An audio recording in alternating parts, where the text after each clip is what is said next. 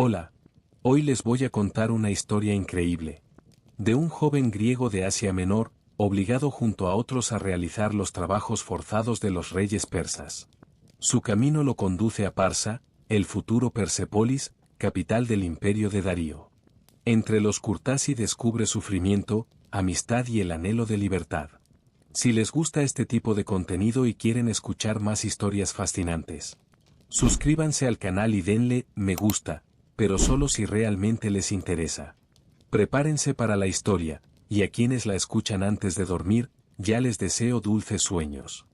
En el siglo VI a.C., los persas conquistaron Mesopotamia, Asia Menor, Siria y Egipto, formando un vasto y poderoso imperio.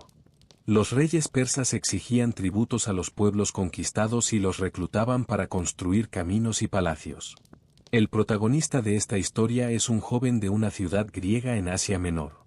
¿Saben lo que significa recorrer un camino hacia tierras extrañas? A veces se siente como la hoja afilada de una espada persa presionada contra tu pecho.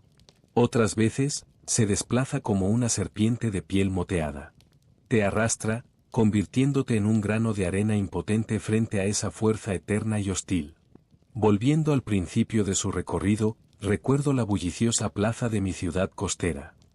¿Dónde está la justicia?, preguntaba mi padre, dirigiéndose a la multitud. Estaba en su delantal, gris por el polvo de piedra, la orden del sátrapa lo había sorprendido en su taller.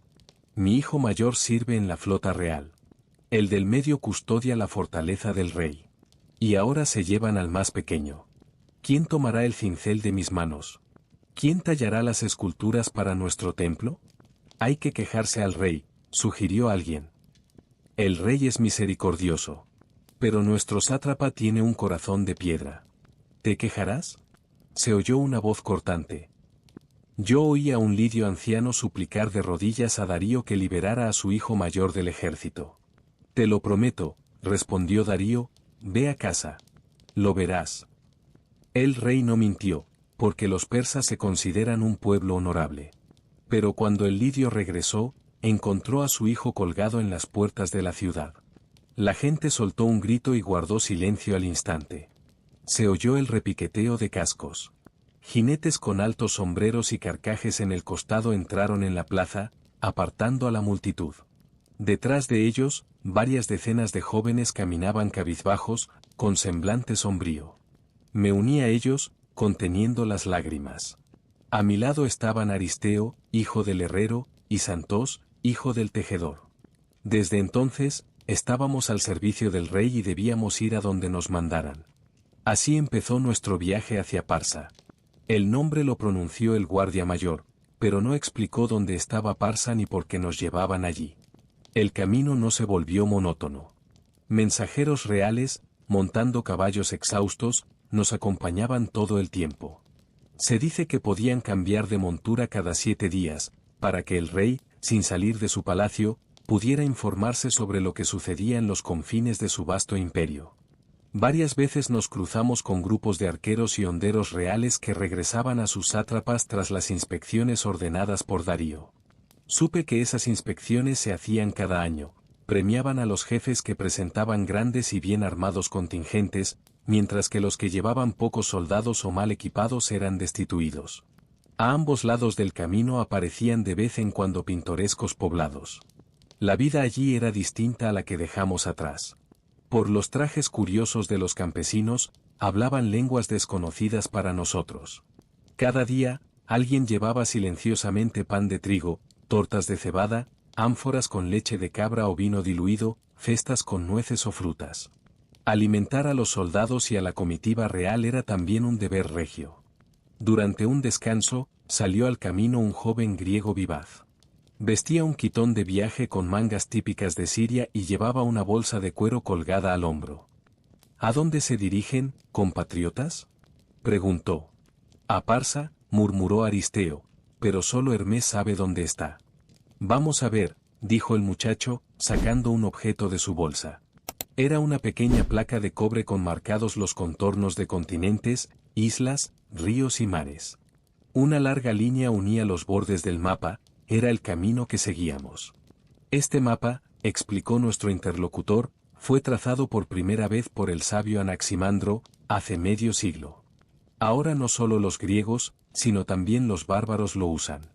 Han dejado atrás Lidia y su antigua Sardes, continuó, guiando su dedo por la línea con una uña pintada de un color brillante. Más adelante está Frigia, la gran tierra. Allí cruzarán el río Jalis y entrarán en Capadocia. Luego descenderán a Cilicia, cuna de los caballos blancos. El turbio Eufrates separa esa tierra de Armenia. Cuidado. Hay bandidos. Pasada Armenia, entrarán en la dura Media. Cruzarán 4 ríos más y llegarán a Susa. Allí termina el camino real. Pero Parsa no aparece señalada. Es la primera vez que oigo hablar de esa ciudad. La noticia era triste. Parsa debía ser un lugar olvidado y apartado en la frontera con India, al que ni siquiera llegaba un camino. Es fácil seguir con el dedo el mapa de cobre.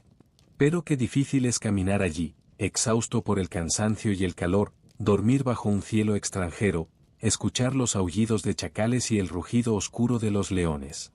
Algunos iban descalzos porque se les habían gastado las sandalias. Recordaba con agradecimiento a mi padre, que había guardado un par de sandalias extras.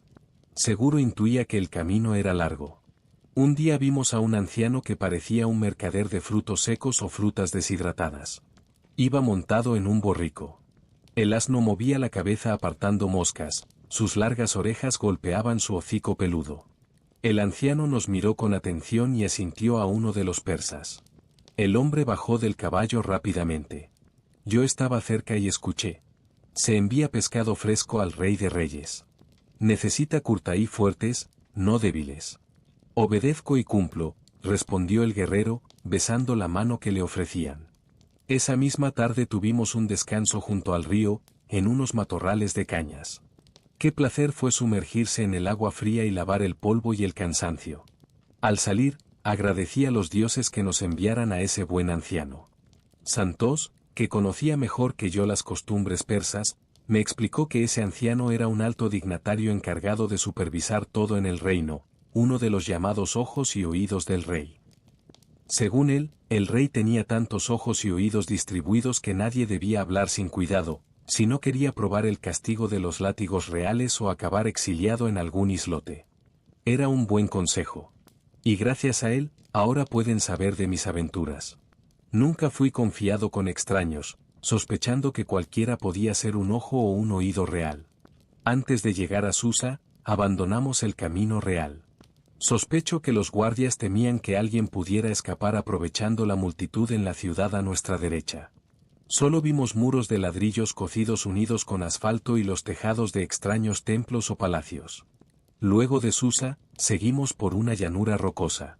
A veces adelantábamos carros cargados con troncos de cedro, colmillos de elefante y lingotes de bronce. Nadie nos adelantó.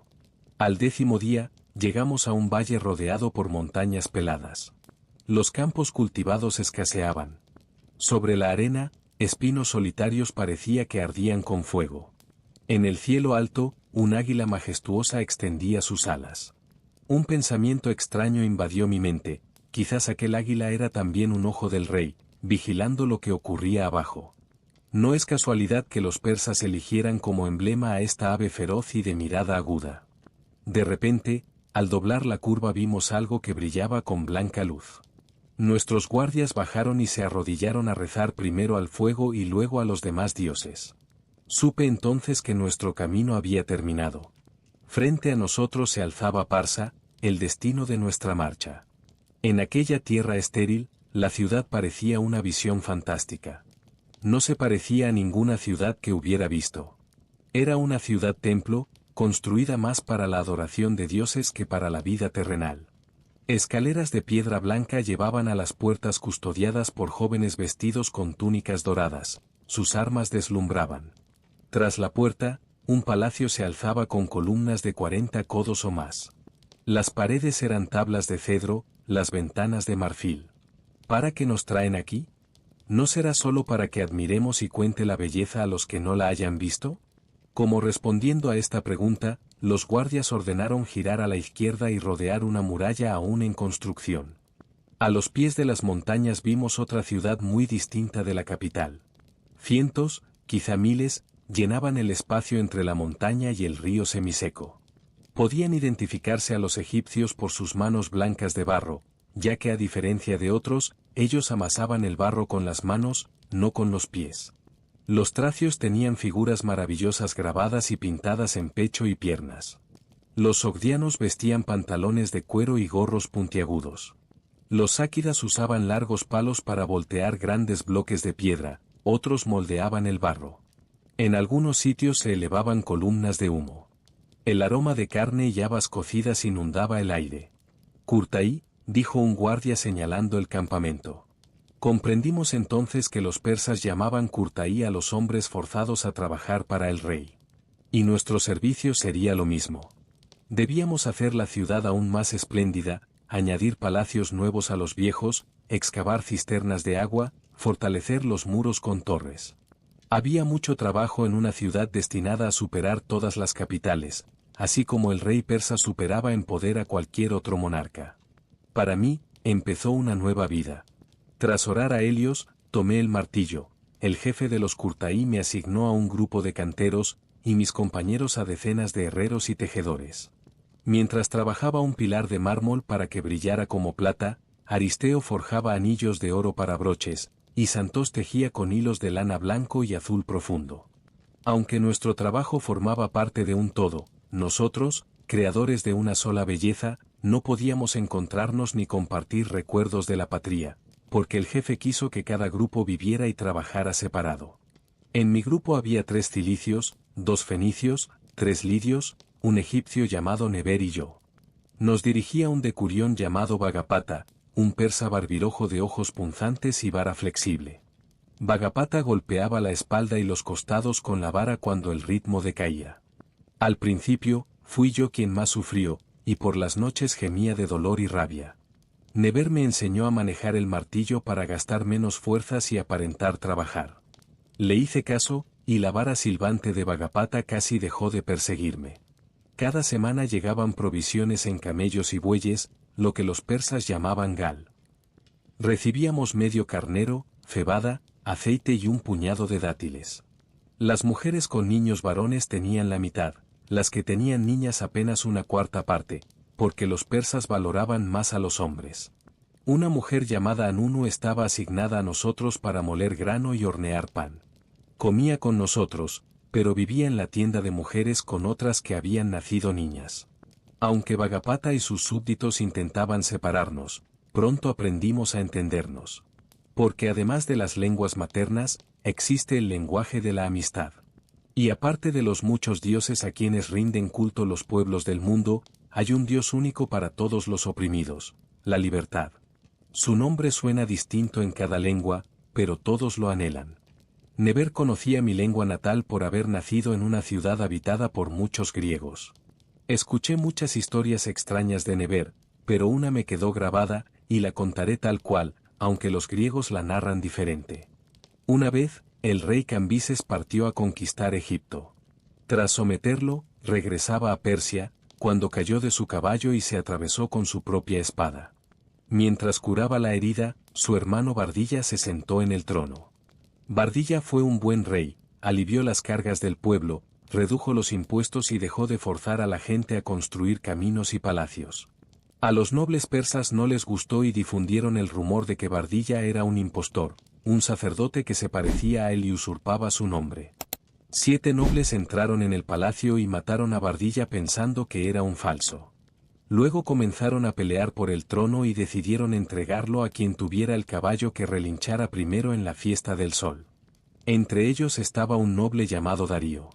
Puso una yegua junto a su corcel, pero después la llevó lejos. La noche antes de la fiesta, la llevó confundida fuera de la ciudad.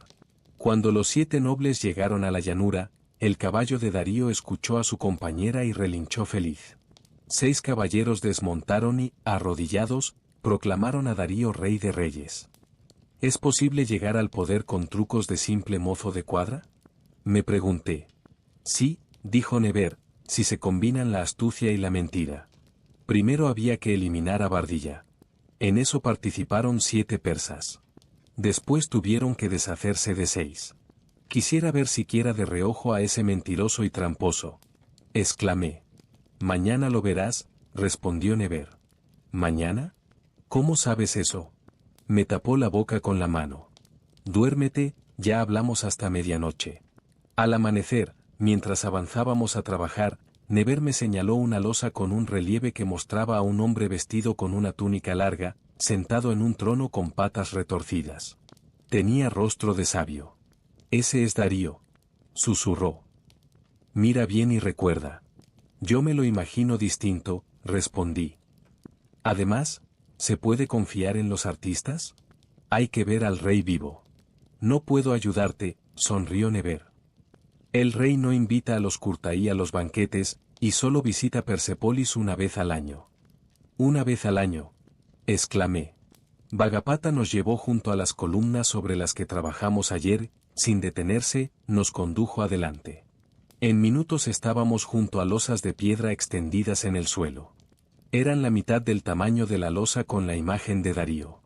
Estaban lisas, pero en una estaban dibujadas con carbón casillas, como un tablero de damas. En las casillas se iba formando la figura de un guerrero a tamaño real. ¿Entiendo bien que este es un guardia real? Dije. Inmortales, precisó Never. Así los llaman aquí. Pero les daremos la inmortalidad. Toma el cincel y el martillo. Mira. Vagapata ya agarraba su vara. Sonaron los golpes de los martillos. Yo trabajé por un lado de la losa, y Never por el otro. Pedacitos de piedra saltaban en todas direcciones. Se levantaba polvo y nos giramos para proteger los ojos. El inmortal emergía de las casillas, ganando cada vez más parecido a un guerrero vivo. Imagínalo, dijo Never, sin dejar el martillo. Y dentro de 1000 años seguirá vivo en la piedra. Sí, sí, sí, le respondí. Ya se ve el puño inmortal. El puño de Vagapata, exclamó Never golpeando el cincel. Aquí está la lanza, la punta. Yo no quiero la inmortalidad de la lanza ni del palo. Que la belleza sea inmortal. Quiero tallar esculturas de dioses, dioses inmortales. Quiero ser libre como un pájaro. Sí, sí, sí. Never golpeaba frenéticamente. Estoy contigo. Sí, sí. Encontraremos el camino hacia la libertad.